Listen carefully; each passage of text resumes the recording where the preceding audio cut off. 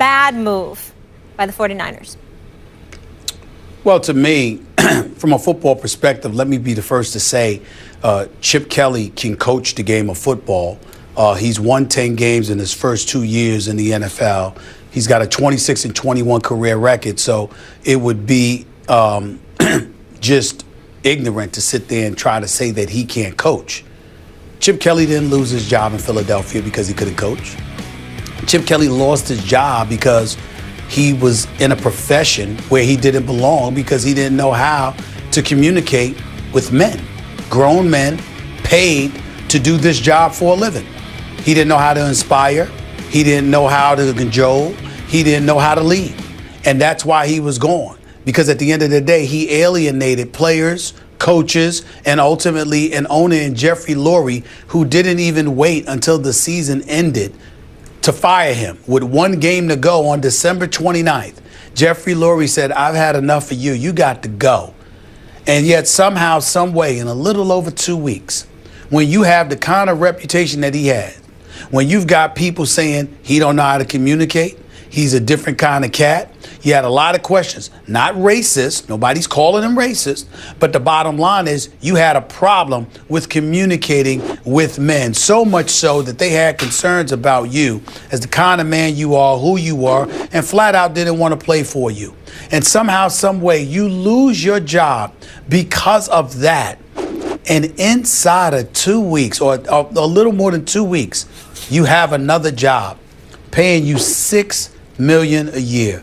I'm telling you, man, this stuff don't make. It's unbelievable to me how these kind of things happen. It's unbelievable to me how folks sit around and they have an attitude with folks who highlight these discrepancies and who highlight how this ain't happening for most other people, okay? But somehow, some way, this opportunity happens for him. So you do an horrific job. You get rid of it. I'm not talking about coaching, and I'm not talking about his record, but I'm talking about the bodies that he gave away. The LaShawn McCoys for the Kiko Alexanders, the Byron Maxwells and the $41 million deals. You know, the list goes on and on.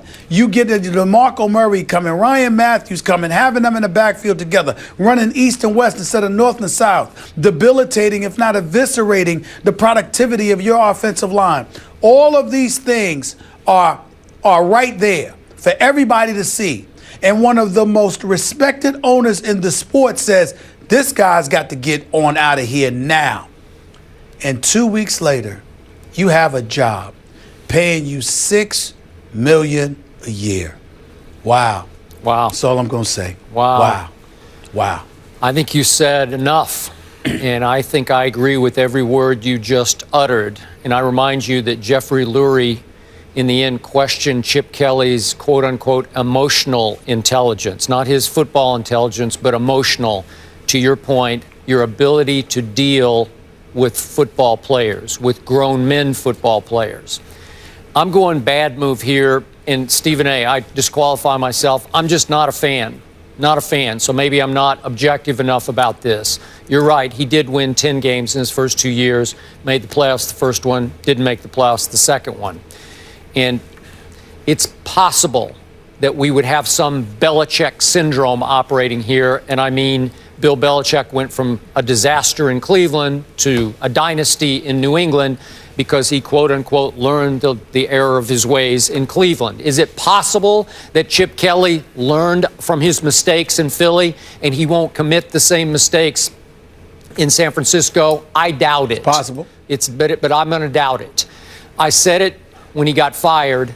Chip Kelly belongs in college football, where you have more impressionable young men who come and go, come and go. This is a different beast that you're trying to coach here. Chip Kelly wants to be the star of the show, and he does not want any of his quote-unquote stars, his skill stars, to question anything about his brilliant system that he is teaching and coaching. So in this case, obviously, many people are leaping to the conclusion this is the perfect fit for Chip Kelly and for Colin Kaepernick, because this is exactly what the kind of quarterback, the running quarterback who can also throw from the pocket that Chip Kelly needed in Philly and didn't have. I'm not sure about this one. I think we know enough about Colin Kaepernick at this stage of his development. Wouldn't you agree with me? Colin's his own man. Colin has his own opinions. He's a tough kid. He can be a little bit, bless you, or you for coughing, but the Colin I'm just watching on television sometimes has a little chip on his shoulder, sometimes isn't sure about what approach they're taking with the offense. Let him one time question Chip Kelly, ask why we're doing this, coach. I think he'll be on the outs with Chip Kelly. Chip Kelly wants to coach cogs. He wants his stars to be starless cogs in his brilliant system. I'm not sure Colin will fit into that. Maybe so. Maybe I'll be wrong about this. But remember, I'm going to throw this out there. He still has Blaine Gabbert, and that guy named Sam Bradford is going to be a free agent. And our Adam Schefter brought it up yesterday on SportsCenter. Hey, it's possible he would still try to show the world that Sam Bradford is that great and bring him to San Francisco to be the quarterback. I don't know. Well, let's keep in mind, Skip, in terms of being a coach that thinks a bit differently and what have you, didn't this same San Francisco 49ers organization have a problem with somebody by the name of Jim Harbaugh? A huge for being problem. A bit different, but Jim Harbaugh didn't have 2 10-winning seasons and missed the playoffs twice in 3 years. Jim Harbaugh went to 3 consecutive NFC championship games. Yep. Jim Harbaugh went to a Super Bowl, and still they bothered him. Now Chip Kelly is not going to be in charge of player personnel. He's not going to design and assemble the roster. He just has to coach it. But he had a problem with it in Philly, but he's not going to have a problem with that in San Francisco? Doesn't seem to make sense to me. Not only that, we're talking about Ned York and Trent Baalke here.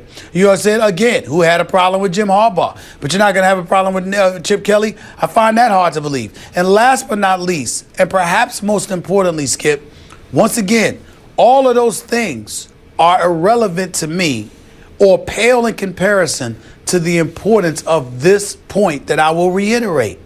How is it that you have so many question marks and it takes only 2 weeks to be answered for you, but there are people that have produced to the level of Chip Kelly that have lost their jobs and have never even gotten another chance? Yep.